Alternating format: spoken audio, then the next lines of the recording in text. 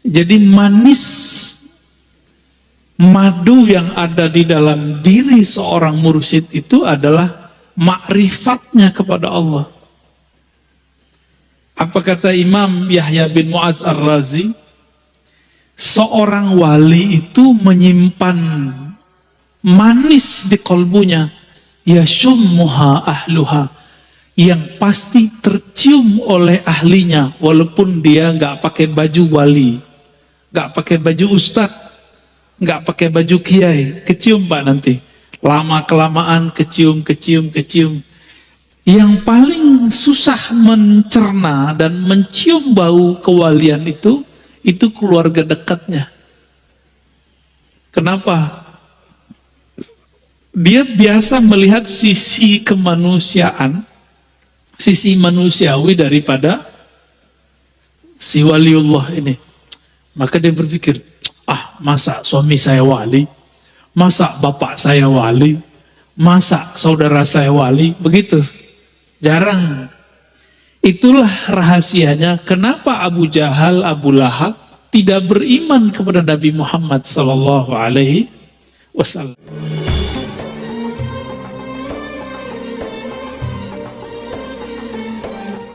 Buka dengan baca surah Al-Fatihah.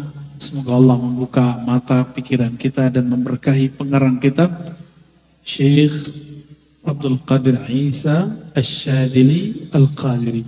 Al-Fatihah.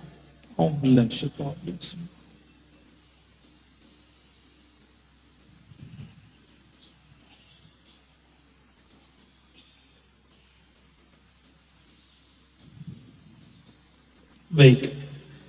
Bab yang paling penting di sini adalah al-bahth anil waris al-Muhammadi, mencari waris Nabi yang berhak menjadi mursyid.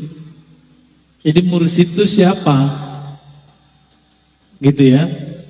Bukan orang yang sekedar dapat ijazah, itu belum tentu. Mungkin dia dapat ijazah kemursyidan, tapi kualitasnya bisa jadi belum. Ya. Kita ringkas saja, jika seorang dokter harus sekolah dulu, harus ada praktek dulu, koas, lalu ada jam terbangnya. Dokter yang sudah lama berbeda kualitasnya dengan dokter yang baru, benar gak? Tukang urut juga begitu. Sekali pegang, udah tahu dia ini penyasalannya ini. Jika ilmu yang zahir, mesti ada proses. Ada pengangkatan, ada izin supaya tidak malpraktek. Maka seorang mursyid, seorang murabbi, seorang guide rohani, dia mesti punya 4 kriteria minimal. Apa yang pertama? Ayyakuna aliman bil faraidil ainiyah. Di kitab saya halaman 69. Dia mengerti apa yang fardu ain. Gak mesti dia seorang mufti, seorang ulama besar. Yang penting dia mengerti persoalan apa yang wajib, apa yang sunat. Itu cukup. Jadi tidak menjadi syarat seorang mursyid itu dia orang yang jago baca kitab. Tapi yang penting dia mengerti persoalan apa? Persoalan yang wajib. Ya. Yang kedua, ini yang paling mahal, ayyakuna arifan billah. Mursyid itu harus tahu mengenal arif kepada Allah.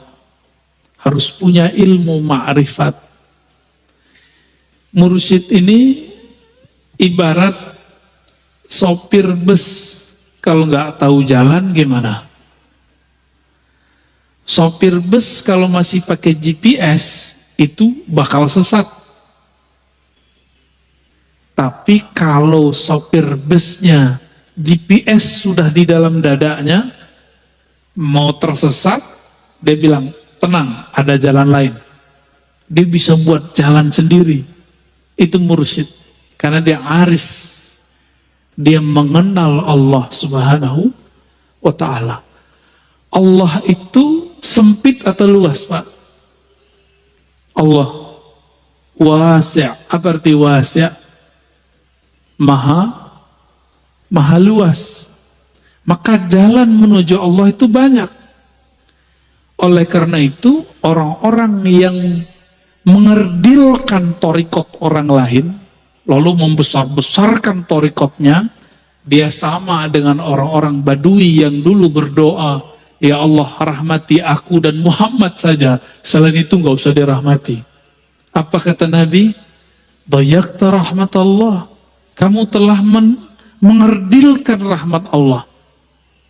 Jadi hati-hati yang punya mazhab, punya manhaj, punya torikot, silakan percaya dengan guru, yakin dengan ilmu guru, tapi jangan merendahkan torikot yang lain. Kualat antum. Ya. Jadi makomnya makom Badui. Ya. Beda dengan makom-makom yang lain. Dulu Umar begitu, awal-awal, tapi setelah mengerti beliau nggak begitu lagi. Lagi di luar, mendengar ada orang baca Quran, beda yang dia dengar dari Nabi. Itu orang dia seret. Kamu harus bertanggung jawab depan Nabi. Kan gitu bahasa-bahasa orang yang baru mengerti. Lalu Nabi kemudian bertanya, apa yang engkau baca?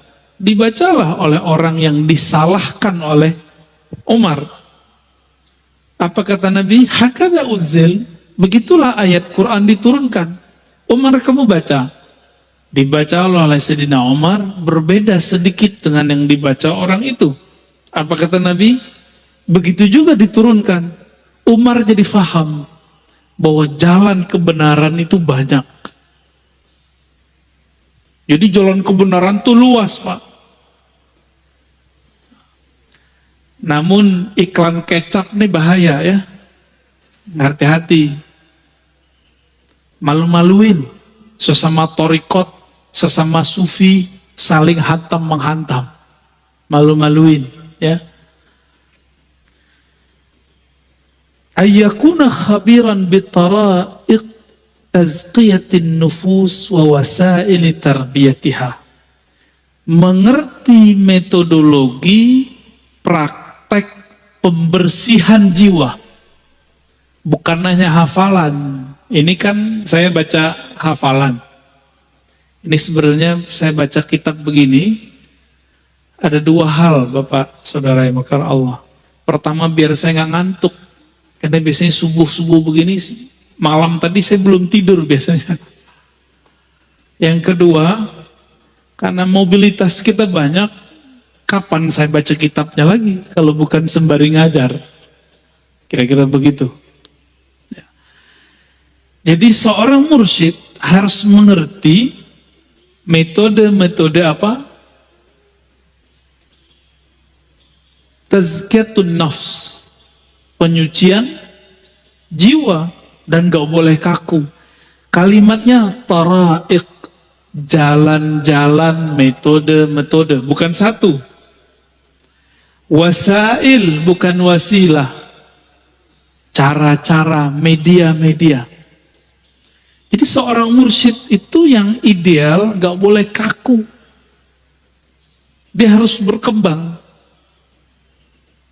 Seperti itu yang diajarin guru saya, selesai. Kalau nggak suka keluar, nggak begitu Pak. Tinggalin aja guru begitu, ya. Guru kayak gitu tuh tinggalin aja. Antum nggak berkembang sama dia, nggak akan berkembang, malah tambah keras. Kita itu belajar tasawuf untuk melembutkan kolbu, bukan untuk tambah fanatis, ya. Dan yang keempat. Ini sangat penting juga, ayyakuna ma'zunan bil irsyad min syaikhi.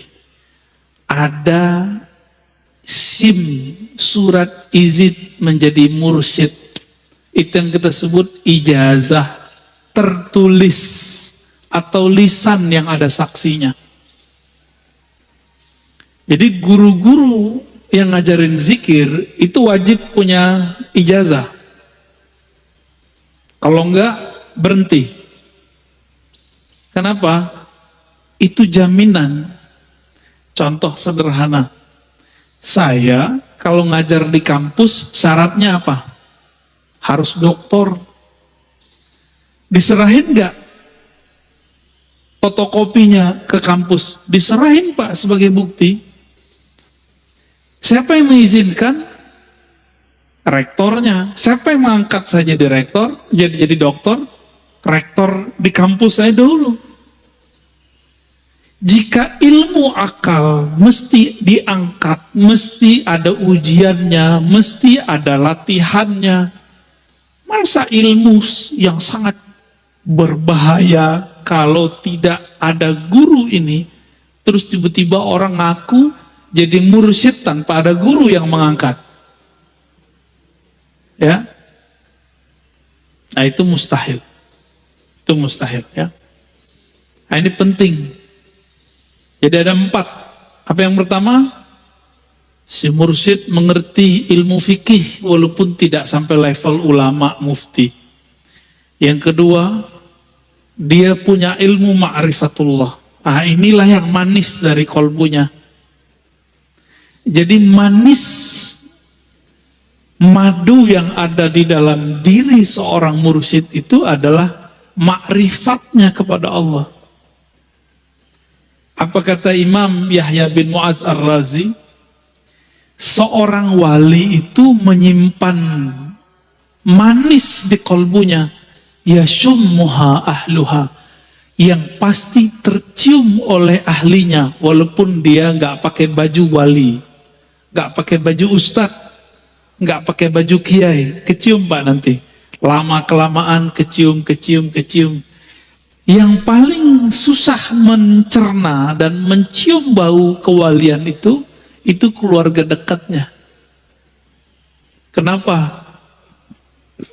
Dia biasa melihat sisi kemanusiaan, sisi manusiawi daripada si waliullah ini. Maka dia berpikir, masa suami saya wali, masa bapak saya wali, masa saudara saya wali, begitu. Jarang. Itulah rahasianya kenapa Abu Jahal, Abu Lahab tidak beriman kepada Nabi Muhammad sallallahu alaihi wasallam. Ya. Jadi jangan baper, Pak. Nabi Lut istrinya khianat gak? Nabi Nuh juga begitu. Anak Nabi Nuh juga sama. Ya.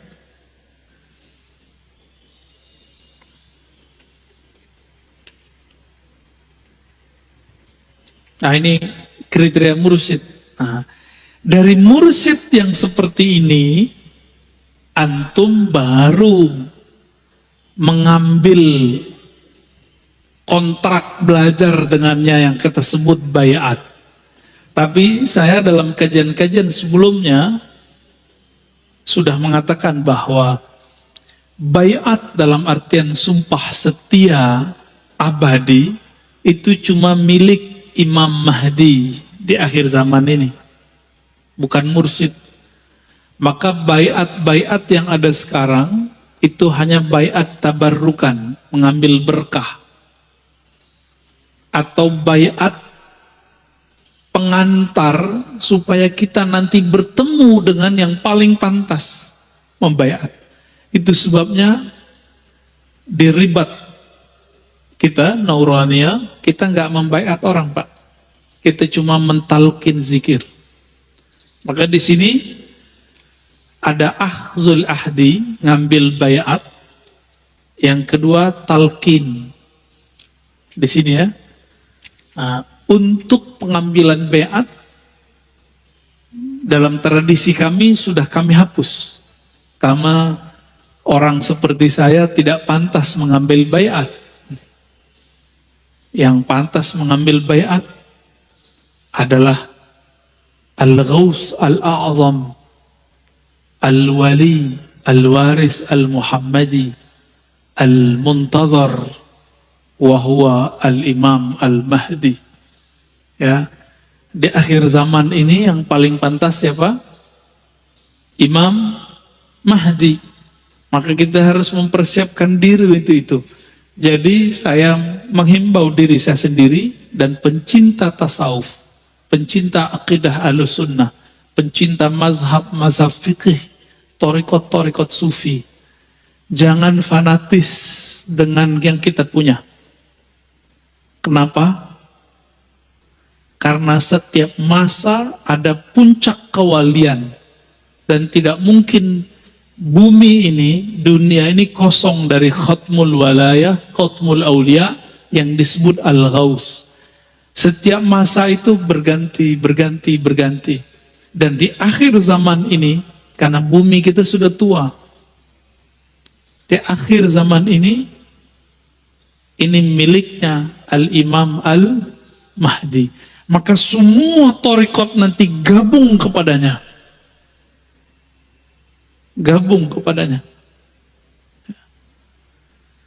Jadi sekarang kita pakai torikot itu cuma wasilah supaya rohani kita terjaga. Harapan kalau umur panjang nggak mati karena COVID, Pak. Ya, kita bisa berjuang bersamanya. Tapi kan sosok beliau Allah rahasiakan. Nggak mungkin ember di YouTube. Kan ada yang ngaku Mahdi dengan mimpi-mimpinya, diyakini oleh pengikutnya sebagai Imam Mahdi. Ada yang datang juga kepada saya, ada yang lewat WA, ada yang Mahdi main di IG, Pak, main Instagram.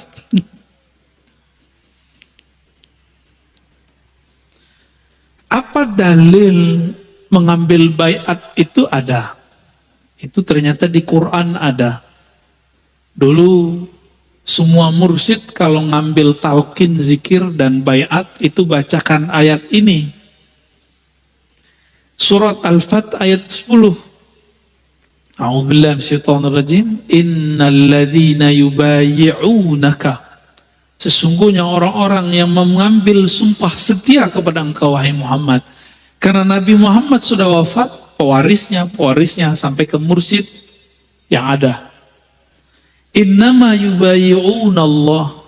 Mereka sebenarnya sedang mengambil sumpah setia kepada Allah.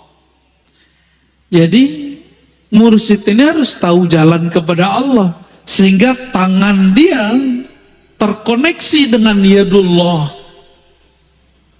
Kita nggak usah terjemahin yadullah. Apa arti yadullah? Tangan Allah. Terantum bayangin lagi tangan. Bukan. Kita serahkan maknanya kepada Allah. Yadullah fawqa aydihim. Yadnya Allah di atas tangan mereka. Ya, terus sampai akhir ayat. Ya. Ini dalil bahwa baiat itu ada di Quran, ada di hadis. Nah, dalam hadis Nabi SAW, Nabi SAW kadang membaiat perorangan, kadang membaiat jamaah. Ada yang menarik, Nabi itu sebelum hijrah itu sudah baiat Khadijah, baiat Ali, baiat Abu Bakar. Itu udah dibaiat semua tuh. Berarti perorangan. Lalu dalam perkembangan ada baiat yang dilakukan di rumah Baitul Arqam. Berarti ada macam-macam baiat. Ada periodik. Setelah itu berkembang, datang utusan dari Madinah 12 orang. Itu baiat Aqabah pertama. Karena tempat baiatnya di Aqabah. Diam-diam itu, Pak. Diam-diam walaupun kemudian menyebar. Lalu baiat Aqabah kedua sekitar 70-an orang. Nanti Al-Imam Al-Mahdi mungkin juga sudah akan melakukan proses ini. Sebelum dia muncul, diislah oleh Allah, itu akan terjadi proses ini. Sebelum puncaknya nanti ada baiat di Masjidil Haram, di Mekah, di belakang Rukun Yamani. Yaitu di belakang makam Ibrahim. Di situ ya, atau antara makam Ibrahim dan Rukun Yamani. Di situ nanti ada baiat. Siapa yang membaiat beliau? Disebut mereka pewaris Ahlul Badar.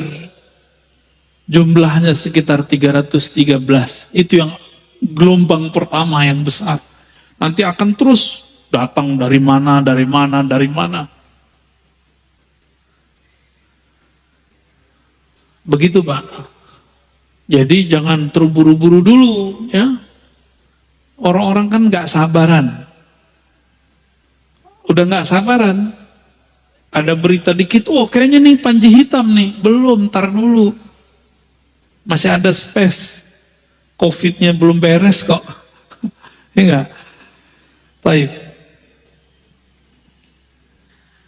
Berarti ada baiat fardi, ada baiat jama'i. Baiat arti baiat sumpah setia. Yang berhak ya Rasulullah. Ar-Razi gak berhak Pak. Ya. Aneh gak pantas.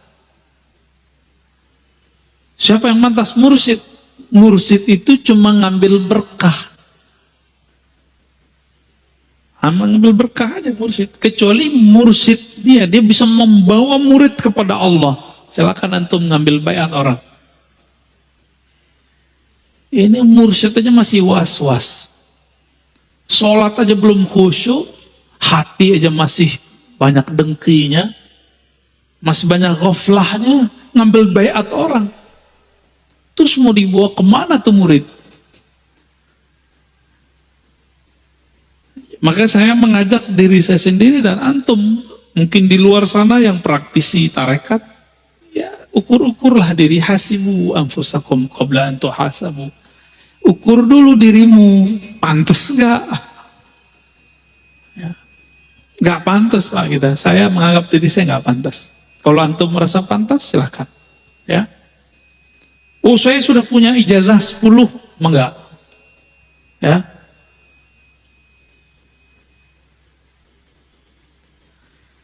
Lalu paket baiat itu biasanya ada perjanjian.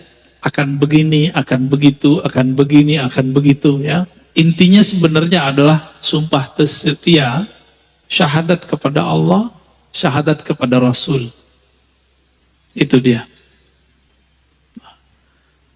Jangan ditambah-tambahin Pak.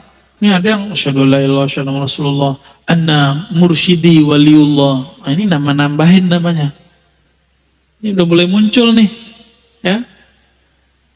Udah mulai muncul. Dulu di Jiran itu ada namanya Darul Arqam. Itu difatwakan sesat di sana karena dia syahadat asyhadu Allah, asyhadu Rasulullah wa anna fulan waliullah. Itu. Walaupun sebenarnya itu tidak merusak syahadat pertama dan kedua, tapi bagi orang-orang yang sensitif itu dianggap menambah-nambahkan. Ini saya dengar beberapa thariqat sudah mulai begitu. Kecuali mursyidnya kutub. Bukan kutu kupret Pak. Ya. Kutub. Wali kutub boleh. Kalau wali kutub, pasti kutub yang lain tahu. Ciri-cirinya, orang ini disepakati kewaliannya oleh para wali. Karena wali mengerti siapa wali.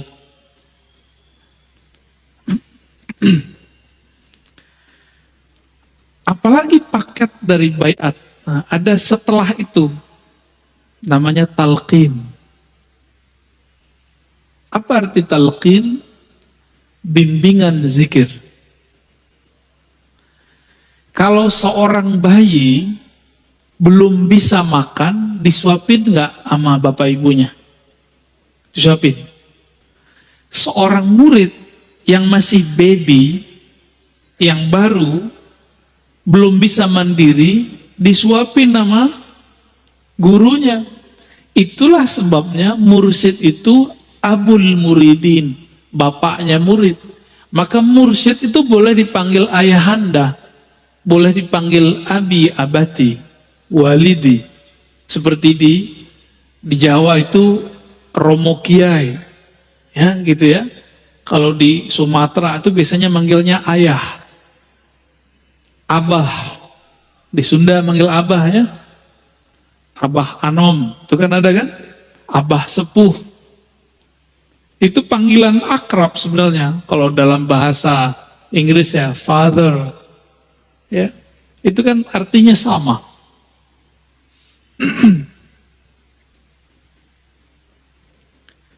Jadi talqin ini perlu. Nah, seorang mursyid nggak mungkin langsung mentalkin. Dia lihat dulu istiadat ruhiyah si murid, kesiapan murid. Ada murid yang bisa langsung dikasih talqin, ada yang tidak. Kenapa? Talqin itu ibarat kita nanam biji atau nanam padi. Ini orang kota semua ya, pada nggak ngerti kali ya. Kalau saya dulu pernah nanam padi sawah. Itu sebelum sawahnya ditanamin, bekas panen sebelumnya, tanahnya keras nggak? Diapain? Dibajak dulu, Pak. Membajak sawah sebelum ditanami itu namanya prakondisi talqin. Itulah fungsi tazkiyatun nafs. Jadi tazkiyatun nafs itu paketnya sebelum talqin, saat talqin, setelah talqin. Seorang murid, kolbu dia itu seperti sawah, gersang. Harus dicangkul dulu, dibajak, sampai lembut. Kalau sudah lembut, diairin. Sudah diairin, lalu benihnya ditanamin atau tancepin. Itulah talqin. Jadi apa arti talqin? Menancapkan biji kalimah tauhid ke dalam kolbu murid. Itulah yang dimaksud dalam surat Ibrahim. Syajaratun thayyibah, kalimatun thayyibah, ya, bahwa kalimat yang indah itu, kalimat yang bergizi ini, la ilaha illallah, itu ditanam dalam kolbu murid. Dia seperti pohon. Makanya orang-orang ahli kasyaf itu kalau antum baca la ilaha illallahnya ikhlas, itu ada pohon tumbuh, terlihat sama dia. Jika di dalamnya ikhlas, itu pohon langsung berbuah. Bukan di sini berbuahnya, di surga. Beberapa ahli kasyaf dulu melihat, tapi mereka bingung, dikira hadis, padahal bukan hadis. Dari kalimah itu muncullah Allah ciptakan malaikat bersayap. Terbang deh. Ada juga yang melihat begitu, dikira hadis Nabi. Bukan, itu bukan hadis Nabi. Itu kasyaf, visualisasi yang terlihat oleh orang yang kolbunya sensitif. Ya, kalau nggak punya ilmunya jadi halu. Hati-hati Pak ya. Jadi perlu nggak talqin zikir? Kalau bagi saya talqin zikir wajib, karena Nabi mentalkin para sahabat. Coba kita lihat riwayatnya. Pertama riwayat Imam Ahmad, Tabarani dan Bazzar, 3 riwayat. Ini disahihkan oleh Imam Al-Haythami dari Shaddad ya, bin Aus dan Ubadah bin Samit. Apa kata beliau? Kunna inda Rasulillah SAW.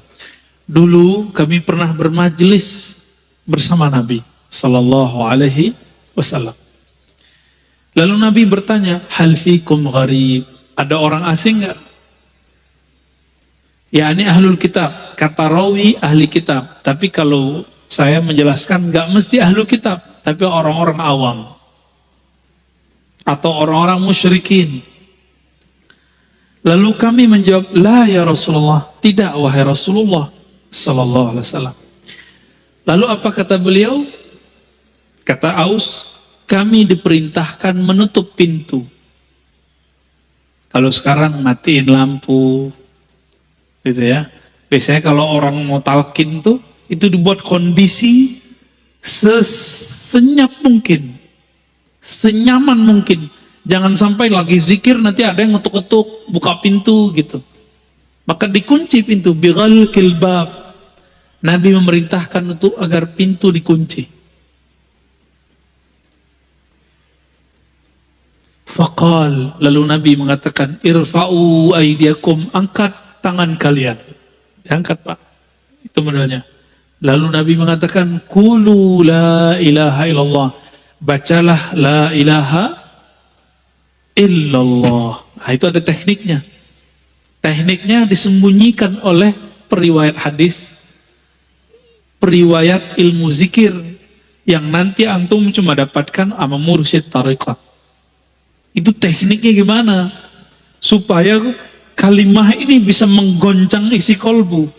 Iza zukirallah wajilat qulubuhum. Disebut nama Allah, kolbu bergetar.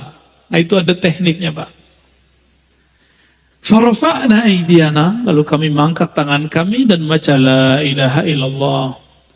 Selesai, apa kata Nabi? Alhamdulillah, segala puji milik Allah. Allahumma innaka ba'astani bihadhil kalimah wa amartani biha wa wa'adtani 'alaiha al-jannah wa innaka la tukhliful mi'ad.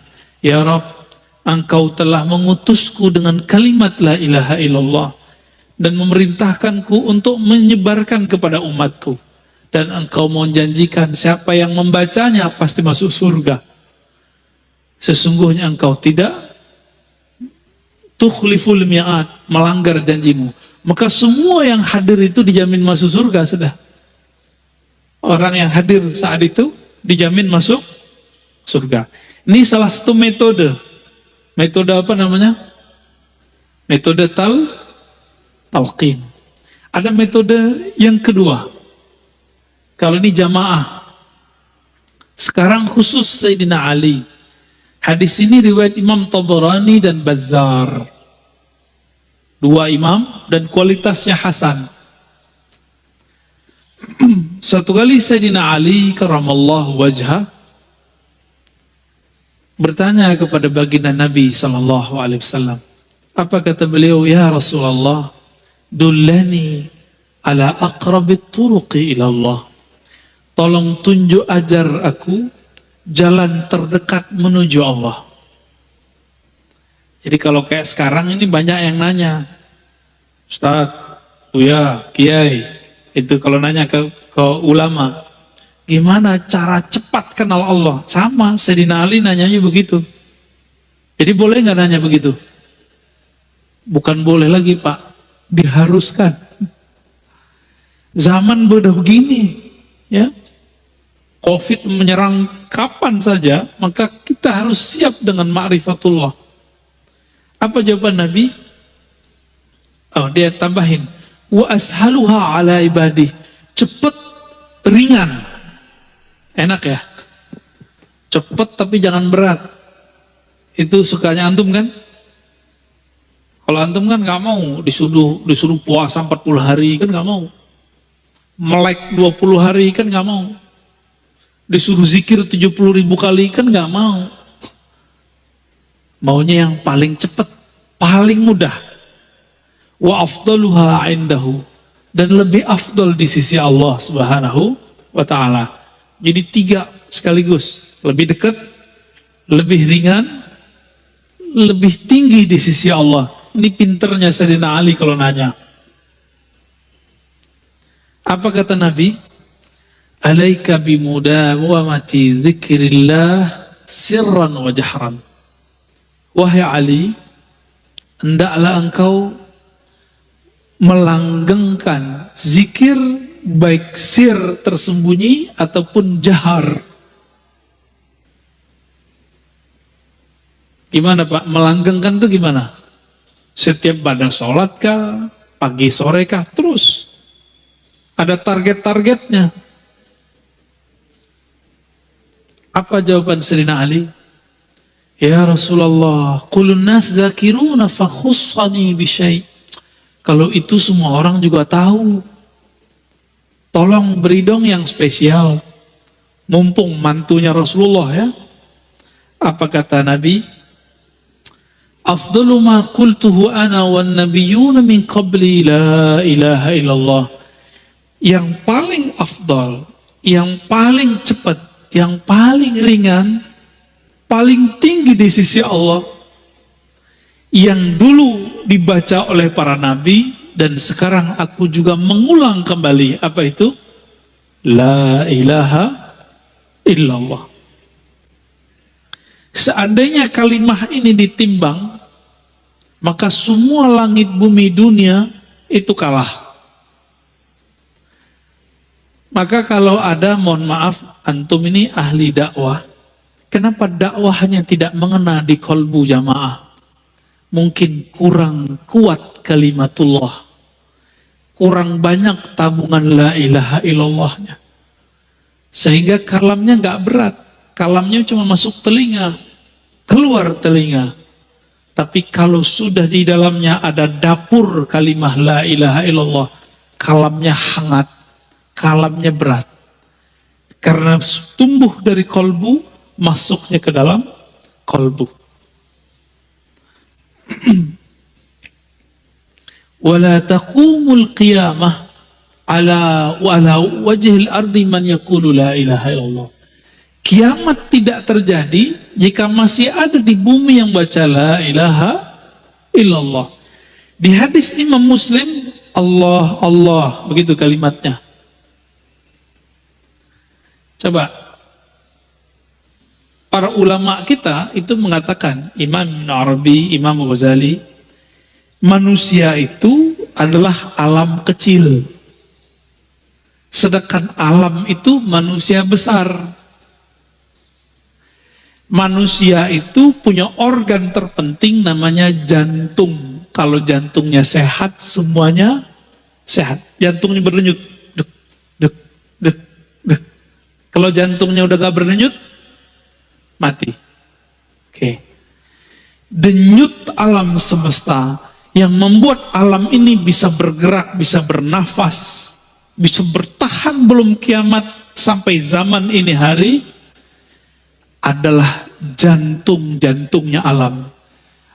Siapakah jantungnya alam? Qalbul alamin awliyaullah. Qalbunya alam semesta adalah kekasih-kekasih Allah, yang qalbunya bergetar terus menyebut Allah, Allah, Allah. Ruhnya selalu mengatakan Antallah, Antallah. Lisannya selalu sibuk mengatakan La ilaha illallah. Jadi mereka ini Pak, itu yang disebut dalam surat Syura ayat 12. Lahu maqalidus samawati wal ard. Milik Allah lah ikatan langit dan bumi. Apa ikatannya? La ilaha illallah, subhanallah, alhamdulillah, la haula wala quwwata illa billah, Allahu akbar. Ini 5. Itulah yang dipakai, yang dibaca oleh malaikat pemikul aras.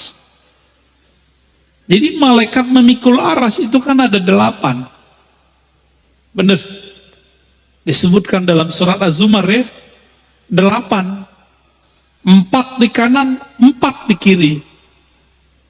Itu zikirnya tadi. Lalu yang kelima, la haula walanya sama siapa? Itu ada pada qalbu wali. Kalau walinya mati, atau sudah nggak ada yang baca kalimah itu di bumi, itu tiang aras goyang. Itulah kiamat.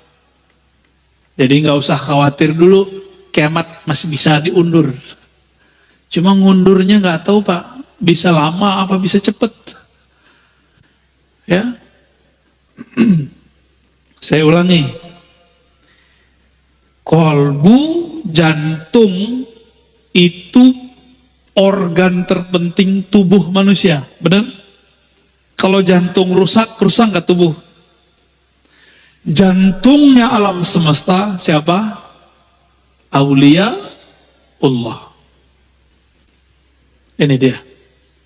Hadis sahih riwayat Imam Muslim, la taqumus sa'ah hatta la yuqalu fil ardi Allah Allah.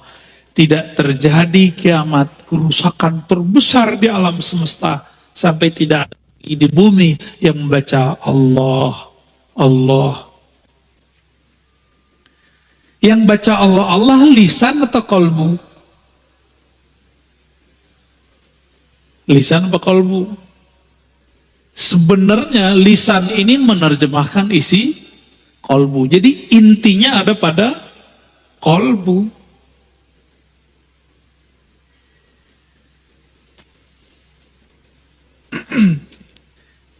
Lalu Sayyidina Ali nyundul lagi, nanya, wahai Rasulullah, itu kalimah saya tahu, tapi tekniknya gimana?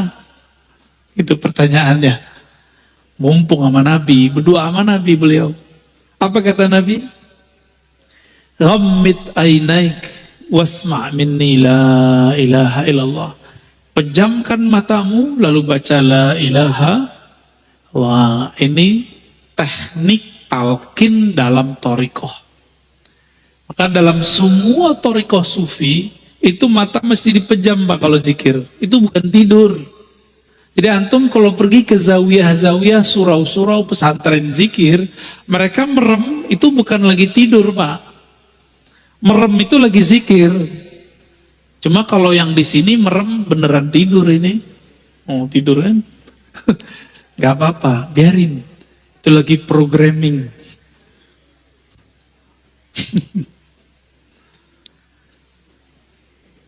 Summa fa'ala dzalika birafis saut, ya. Dibaca 3 kali, Nabi bimbing, diulang. Berapa kali? 3 kali. Birafis saut, dengan suara yang tinggi. Inilah dalil bahwa talqin boleh dengan suara keras. Ya. Sedangkan yang tadi dalil kalau talqin suaranya agak lirih, pelan. Ya. Maka tidak ada thariqat sufi kecuali lewat jalur Sayyidina Ali. Dan itu ahlu sunnah. Kenapa? Karena Nabi pernah mengatakan, Ana madinatul ilmi wa aliyun babuha. Aku adalah kota ilmu, Ali pintunya. Maka tidak ada thariqat di dunia, thariqat zikir kecuali lewat Sayyidina Ali. Hatta Naqsyabandi itu jalurnya 2. Abu Bakar As-Siddiq, Sayyidina Ali radhiyallahu ta'ala anhuma ajma'in. Ya. Ini masih banyak nih metode-metode zikir yang ada di dalam kitab ini, ya. Lalu apakah talqin atau baiat itu khusus buat laki-laki? Tidak, juga perempuan. Karena waktu baiat Aqabah itu perempuan ada yang hadir. Apakah khusus dewasa? Tidak, boleh anak kecil. Kalau anak kecilnya siap. Bahkan anak kecil itu kalau dalam ilmu neurologi, gelombang otaknya itu bukan beta, tapi teta. Maka anak kecil ini gampang dibawa zikir. Gampang ya, lebih cepat mereka Pak daripada kita.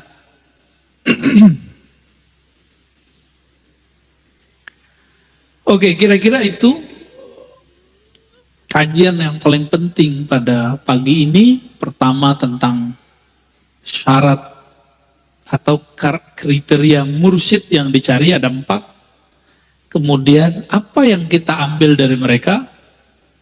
Saya mengatakan ada baiat, ada talqin. Namun di akhir zaman kalau ada baiat itu cuma tabarukan, ngambil berkah. Ngambil berkah aja. Jadi boleh nggak seorang mursyid ngambil baiat? Boleh, silakan, tapi tabarrukan. Dalam hatinya harus mengatakan yang berhak ini adalah pewaris tunggal Nabi, yaitu Al-Imam Al-Mahdi. Dia cuma naib aja, cuma wakil. Ya. Lalu kemudian yang ketiga, ada macam-macam metode talqin, ada berjamaah, ada pribadi. Nah, inilah yang kemudian tidak diwarisi oleh ahli fikih, tidak diwarisi oleh ahli akidah, tidak diwarisi oleh politisi. Ustadz politisi nggak bakal kenal ini kalau dia nggak pernah berthariqah. Yang tahu ini siapa? Ahli thariqat. Maka nggak mesti ustadznya nggak tamat Timur Tengah, nggak mesti. Kalau dia ke Timur Tengah nggak pernah ngambil talqin, sama. Karena talqin itu dulu diambil oleh ulama kita di Mekah, di Madinah, di Hadramaut, Mesir, dibawa, nyebar sudah ke negeri kita. Ya, alhamdulillah, maka tidak ada negeri, wilayah di Nusantara kecuali wali-wali Allah dulu pernah menyebarkan talqin zikir la ilaha illallah. Jadi kenapa Bapak Saudara sahabat Allah, zikir-zikir kita kurang menyentuh kalbu? Karena belum pernah disuapi oleh ahlinya. Maka saya berharap carilah ahlinya, berguru kepadanya, ikuti metodenya. Jangan langsung suka-suka antum, Pak Kiai, talqin langsung dong. Gak bisa begitu. Dia punya metodologis, ikutin aja. Itu namanya adab berguru.